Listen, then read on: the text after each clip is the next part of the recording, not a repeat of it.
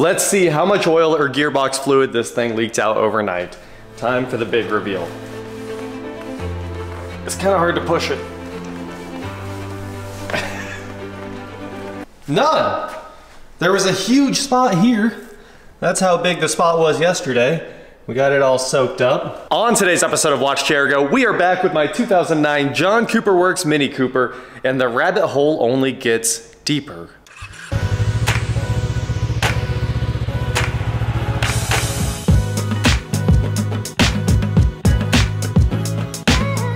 What is going on, guys? I am Watch Chair Go, and like I said, we're back with my R56 John Cooper Works. We gotta say it again, or John Ross Works, or John Cougar Works, or whatever we're calling this thing. The comments were hilarious yesterday. Shout out to you guys. The oil leak is the mystery, though. That's what we're here for. We need to figure out what's leaking on this thing, how bad it is the engine in trouble, or is it still just a transmission? And then, of course, there was a comment that almost makes that impossible to fix as well. So interestingly, there's no oil under the car where it's sat all night long. So maybe it only leaks when the engine's running. Is it a rear main seal? Is it a CV that's blown out? Is it really a CV shaft seal? That doesn't make a lot of sense, because when I checked the oil, it was, I mean, there was this much on the dipstick, which also led me to believe that it was a real engine oil leak. It might not be, though. Unfortunately, there was another comment yesterday that said everything about the JCW is different. Literally everything. They said the engine's different. It has lower compression and forged pistons, which when I scan it with the Autel, it is very bespoke in the fact that the ECU coating is literally JCW N14. It's not just N14 like we'd get out of that thing. So that'll respond with some pretty standard BMW info. This one, pretty special, but they went on to say that the transmission and the input shaft and every single part of it may be different in this car. Now, I think we can resolve all that, because an N14's an N14. It should be the same crank bolt pattern, so if we need to, we could steal the flywheel from that too, bolt all that back together, and we'd still have a running, driving car without spending a bunch of money on it, just fluids and time, lots of time. But if the engine's hurt, we may be completely out of luck, because then we just have two R56s with bad engines, and that does not add up to a good time for me. So today, we're gonna get this thing on the lift and figure out what's up. I say that, but I have to move some things first. Well, we got the Mini loaded up on the lift, and I don't quite want to show you guys this yet. First, I want to give a quick disclaimer and say this is the worst car I've ever been underneath in my life. The prognosis is not good. It is just, it's horrific, actually. And as we head underneath here, I think you guys may agree that this is the worst. It might be the worst car I've ever bought as far as mechanics destroying it. Let's go. Something special. Dude, those look insane. I got them for you at Sam's. That looks like the best combination of foods I've ever seen in my life. I feel like I have diabetes holding it. Dude, that's amazing. What's the sugar? I'm sure it's a lot. 28 servings. This is one serving, dude. I don't care that it's 5 pounds. That's one serving. My kids don't eat that because they have to go to bed. Yeah, I'm gonna do some testing here. They smell like cinnamon twists from Taco Bell. Yeah, I figured they're kind of like a churro, exactly. Wow, it's literally Bugle sprayed with sugar. So it still has like the Bugle corn taste. Huh. Uh-huh. Not overly sugary. It's good, right? It's a good combo. If you put it in cereal, probably not. You put some milk in there and have the sweet plus salty. We're gonna start at the back. So as we were lifting this car up, Eric said, guess what the exhaust was held on by? And I said, nothing. It's worse than nothing. Here we have plumber's strap tied to what's left of the rubber isolators for the exhaust. Of course they snapped one of the bolts off. Don't worry, that's just what you do there. You twist off a bolt and then you leave it. And there's some really bad welds on the exhaust. This is like a piece of fence pipe. It's not actually exhaust pipe. In the middle, for some reason, maybe that was a factory piece, but I think the resonator's longer than that. I mean, we have a stock one we can show you. We got some real booger welds here. I noticed moisture all over the ground from that. They just did a horrific job there. And that comes all the way up to the flex piece where they somehow pulled the little mesh back into, obviously, as you'd expect, an aftermarket downpipe with the bracket cut off. And they didn't even bother putting an O2 sensor in it. Like, we don't need a secondary O2 on this car. That's what their game plan was. But that's not the whole story of the exhaust. It gets worse. Here's that beautiful center exit JCW exhaust, held on by the plumber's strap, and that's how they tuned it for sound. They literally cut a giant square out of it with a cutoff wheel and ripped the packing out of the muffler. So that is super unfortunate because this is a very expensive and rare piece. More plumber's strap. Look at that. They held it on by just wrapping it a lot. At least that bolt's not twisted off. I'll give them some credit. All right, here's our junk suspension. We've got Racelands. I'm sure I can find all the hot boys and stance boys coming in my comments to just defend the Racelands. They always do. They come white knighting for the $300 suspension. You can see that this is actually brand new. I'm sure all the adjustment rings are seized, but you can see that the boots have already ripped apart, which is hilarious. If that's what was wrong with this car, I wouldn't be that worried about it. I'd say, you know, well, we'll fix the exhaust. We'll just weld in a plate and we'll have an exhaust and it'd be perfect. But it gets so much worse than that. Obviously, the thing we're looking for here is the oil leak, so we started hunting. Over here on the side of the engine, we were looking around. There's the oil pan bolts, and there's a bit of a leak, but that leak looks like it's coming from above, so we could probably say that's a valve cover gasket and nothing else. Like, pretty much guarantee that that much oil there is a valve cover gasket. And you can see it's wet up there as well, coming down the side of the timing cover, all that good stuff. So in general, she's wet.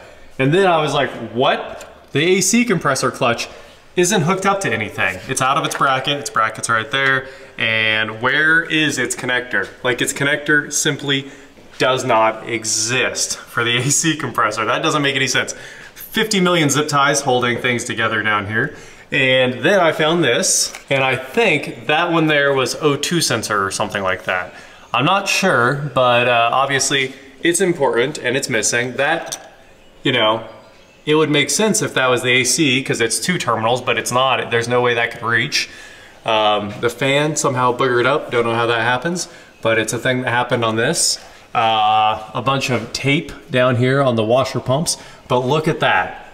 Look at the rat's nest inside all of this. Every wire from the headlights all the way down. There's just a slew of destroyed wiring everywhere, and it gets worse. I came back here and I was like, look, there's 2 wires. Of course, it's the brake pad wear sensor there, just ripped out as you do on those nice expensive Brimbos. At least it's got really nice brakes, I'll give it that. It's the one thing it's got going for it so far, and tires that are in really pretty good shape there. Not even close to the wear bar. Don't worry though, it gets worse. There's plenty more for me to show you. Over here on the passenger side, the car is literally destroyed to the point where you probably can't even figure out where connectors plug in.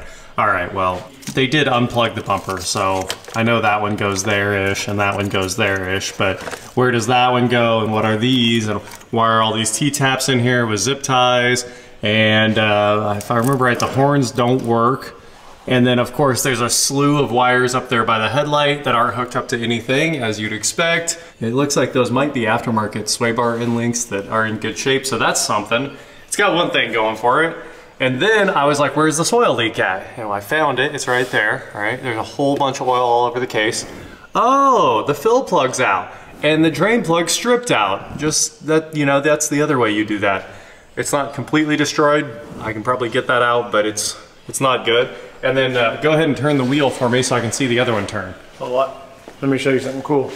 So, see this? Uh-huh. Now come here. A prime example. Oh, we can just show you how it's supposed to work on a good car. Does it, okay, so you're going backwards and that one's going forward. Mm-hmm. The JCW might be an LSD and maybe they're supposed to both go forward at the same time, but I at least assume it's got an open diff where one goes one way and one goes the other way. It should be pretty obvious.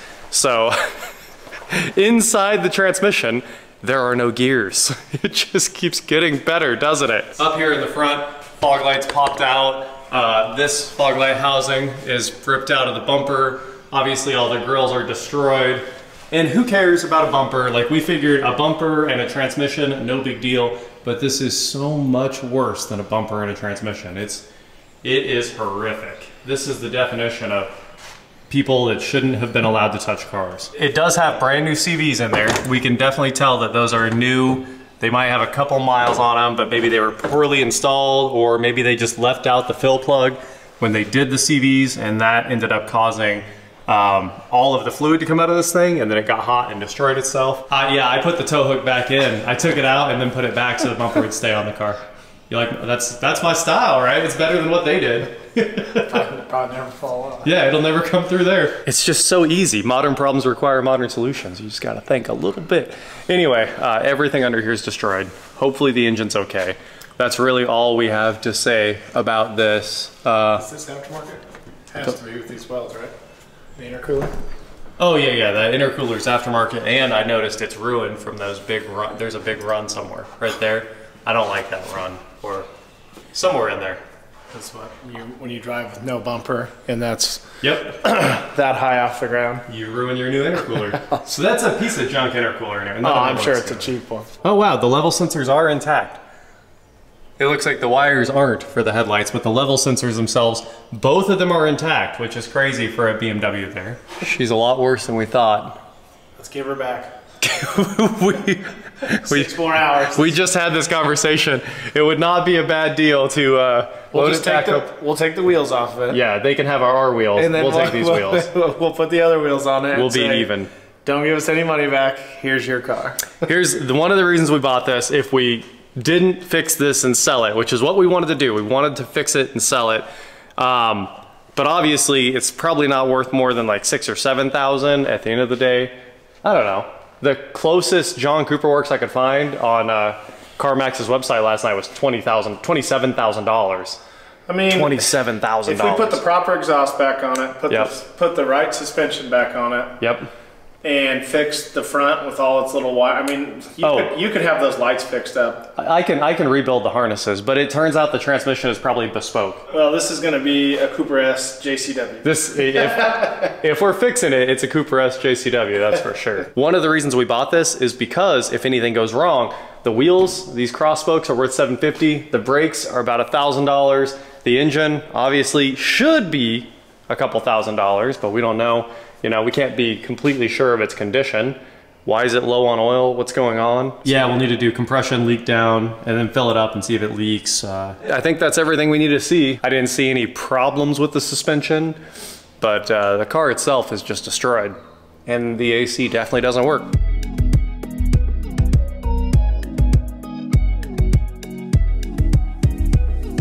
So Eric just pulled the coils out. I'm setting up the leak down tester so we can figure out what's going on with this thing. Well, at least have a better idea. Did they gap that? They are iridiums. No, that looks... It looks right. It looks pretty 040 to me. I thought it was more. They are Bosch plugs. They are dark though. Everything's covered in carbon. The strap, electrode, deep down inside the ceramic, pure black. Another fun thing is this O2 sensor here. Is if it's not broken already, it's about to be broken because all the wires are exposed there. That's you? Yeah, I fixed it so the boost gauge does move. Crank away whenever you're ready.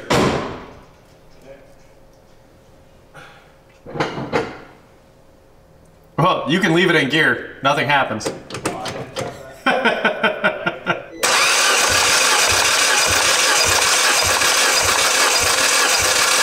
Okay.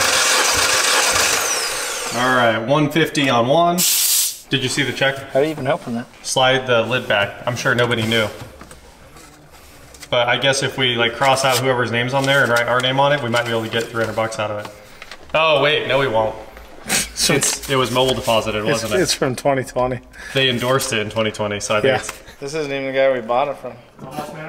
almost covered our...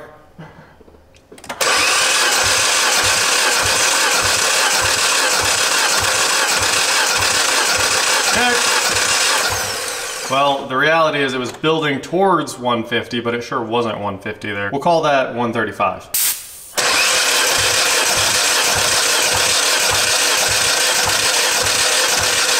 Okay. That one's about the same, 130 or so. All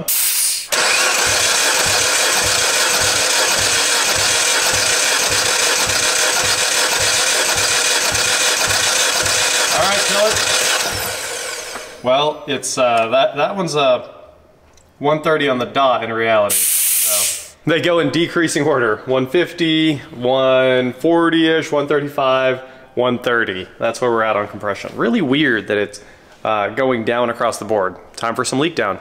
We did our leak down test. Cylinder 1, maybe it wasn't cooperating with us, but it seemed like it was 35-ish% loss. That's pretty bad. And then I think it was 15, 28, 28, or 25, 25. So this section here was looking real good, but cylinder 1 just has us worried, even though also cylinder 1 had the highest compression. Like, come on, kind of weird. It's weird. All right, can you start this up? I want to see this leak, and let's make sure it runs again after we took care of all the coils and plugs and everything. Fire it up, doctor. Hey, I'm probably gonna have you try to put it in a couple of gears just to see if the wheels move at all. Yep. I just noticed the windshield's trash too. Look at that giant bullseye.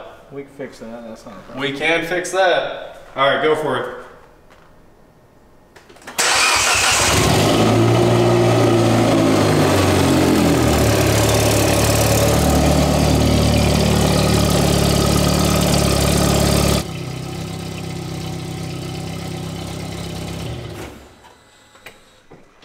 Did it do that? Yep. It seemed like the wheels moved for a second. It definitely grabbed. When we had it over at their house, you just put it in gear and nothing would happen. While it was running too. It just pulled it like the clutch grabbed. Haha! Yeah. That's super interesting. It almost seems like if the clutch grabbed and then the engine just died, like the transmission is seized up inside at this point. Yeah, well, I mean, yeah. It doesn't appear to be super knocking either. It's not even standard knocking. Oh! Go again. What's going on? Oh yeah, the wheels are turning and nothing's leaking. I can see that, the HUD shaking. All right, we look. Right there, it's moving. I can feel it. Yeah, it's definitely moving. For the first time ever. See if reverse works. Try reverse. All the way over. I could. Reverse was fine to me last night. No reverse. Maybe that's what's up. Okay, try forward again. Nothing? Nothing. Huh. It just killed itself? All right, hold on. All right, try forward again.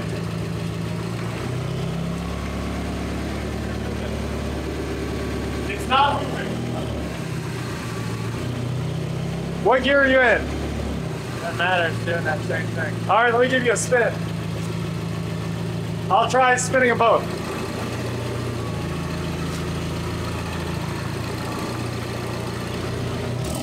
I think it shredded the gear set in the transmission.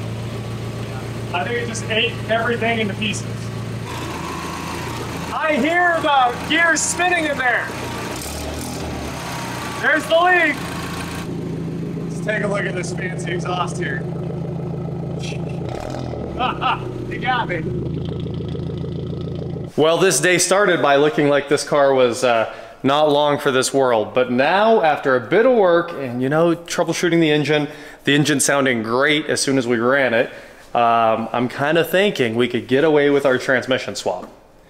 We should be able to get away with everything because what? We got a whole front end.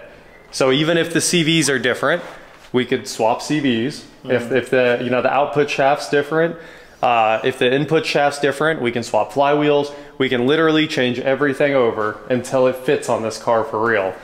And I think we should. If we're gonna change the trans, we gotta go all the way, flywheel and all. JCWS? JCWS. I think the only difference is probably the gear ratio changes. I bet this has a different gear ratios in it. Maybe. But it does have, you know, way more power, at least 30 more horsepower, so that's something right out of the gate. And then 5 hours of repairing the wiring harness. 228. This makes 228. Which 228, and that one makes like 194. Yeah, right. we have 30 horsepower. Yeah, okay. I mean, it's a lot of power. The difference For the size of the car, yeah. Yep. Did you see even the map sensor here? It says JCW. Like, pretty much everything on this is bespoke, which is a little bit unfortunate. I guess all we got to do now is tear apart another Mini, and then tear apart this Mini, and then we'll be back on the road. I mean, We could just pull this engine out. We can. I know it's different. You have to harness swap and ECU swap and probably BCM swap. Because that one probably makes what this one makes being a different generation. That's a way better engine. Yeah. For sure. It's like that's an N16 or something. Yeah, it's yeah. But with all that said, it looked like the car was completely destroyed, and it's slightly less than completely destroyed. We are not. Well, I guess. You want to cut a hole in the bottom of it? You know, but the thing is, the JCW one is actually a smaller muffler, Smaller too. muffler. Much smaller. So maybe what we do is we take a Flowmaster 40, set it.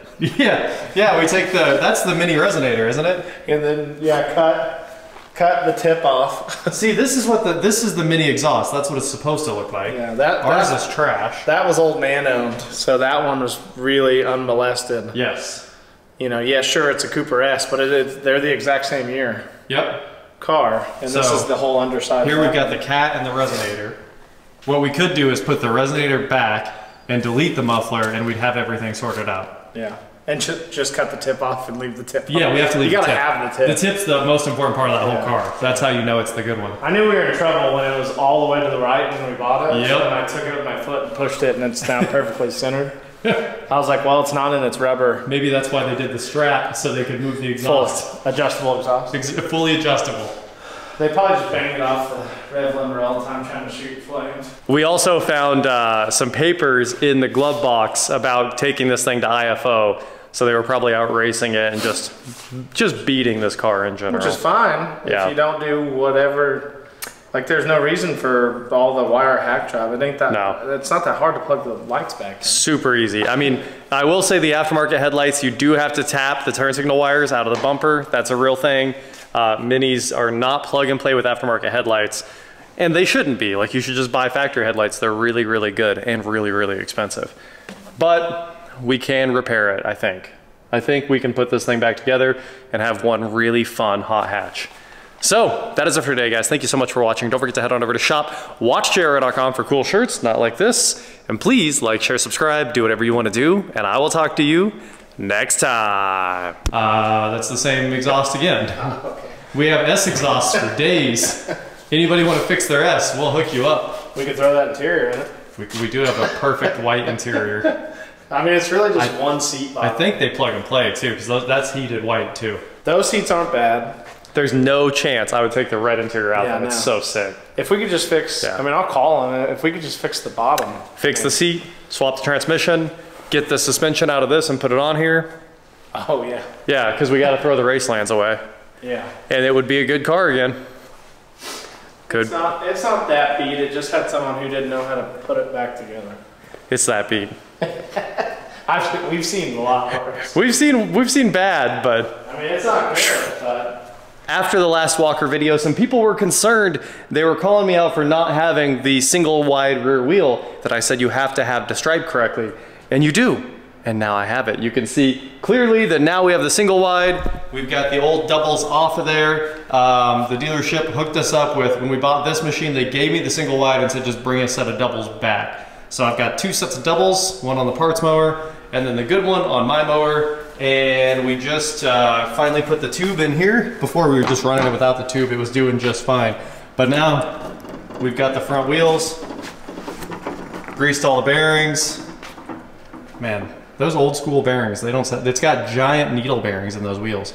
And we sharpened the blades, so this thing's ready to rock and roll again.